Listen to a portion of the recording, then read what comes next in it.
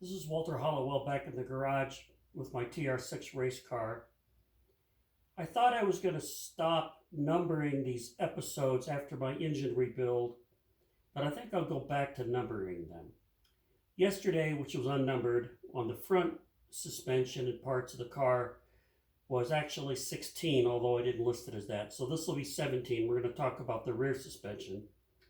Although before we do that, I forgot to mention up front, I am using a 7/8 inch front sway bar from ADCO on that. Let's move back to the rear suspension. The TR6, it's kind of an antiquated system, but if you set it up right, it works pretty well. Gives you the advantages of an independent rear suspension to a degree. Now, I haven't gone very fancy. I'm still using disc brakes on the rear. I haven't gone to the rear disc brakes. They do make a kit for that. But sometimes that'll bump you up another class with your racing. Mostly for me, it's just for money. Although the front brakes do 80-90% of the work anyway. But I have gone to the finned aluminum with steel-lined drums. And then the half-inch studs. After having broken more than a couple, of hub axles, and then the wheel takes off and possibly your suspension with it, I ended up putting the uprated hub axle assembly from Good Parts. It's a pretty good chore to install these. For the trailing arm opening, there's quite a bit of grinding and filing and fitting and refitting.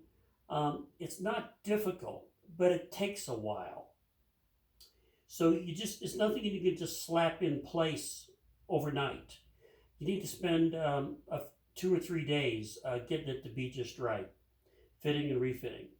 And also behind here are 6 studs that go into the aluminum housing, and Good Parts sells and provides bigger studs. So you have to drill out the holes, tap them, put them in. Be careful not to strip them out because it is going into aluminum.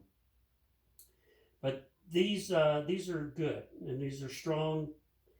And I've struggled with U-joints for years. I finally went to the constant velocity joint axles from Good Parts. They're expensive. You gain a little power, but I think you're going to gain the longevity and durability from that. I think it's a pretty good investment. I'll give you a better shot of it, but where the trailing arm attaches to the frame, I put the adjustable brackets in there where I can adjust the camber and the toe in for the rear. I'm using full competition springs. I've abandoned the lever action shocks, and I've put in telescoping shocks, and I'm using the Spax adjustable, and I keep in my book of how many clicks I firm up for different racetracks and different events. The bracketry for the top of the telescopic shock amounts to the structure back here that eventually goes to the differential. You want to check those bolts because they tend to want to back out. I've found them missing in places. So from time to time, you want to snug those up. Okay, I'm going to grab the camera. We're going to look at the bottom of the car. I'll try and not jiggle things around too much.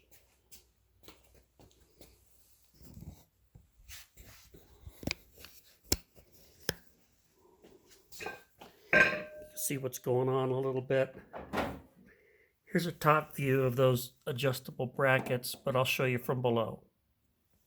And now we're going under the car.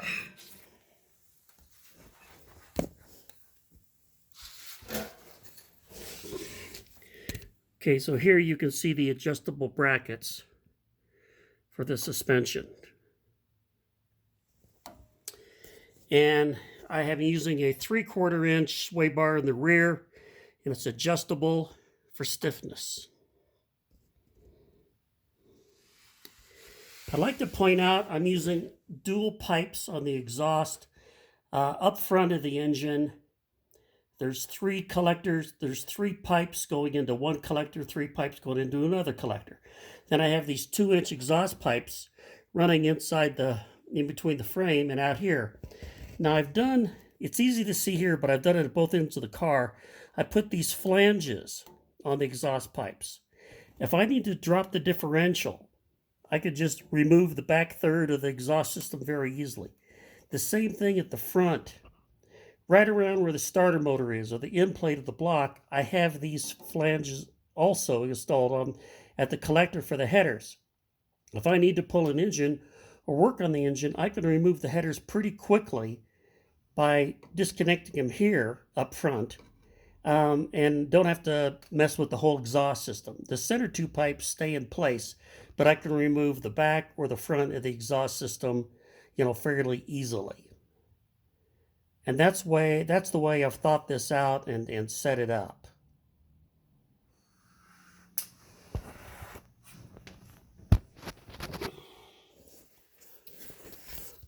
So this will give you another angle here to look at, just to show you the rear assembly and the way things are looking. Okay, that pretty much does it for the rear suspension setup for my TR6 race car. This is part 17.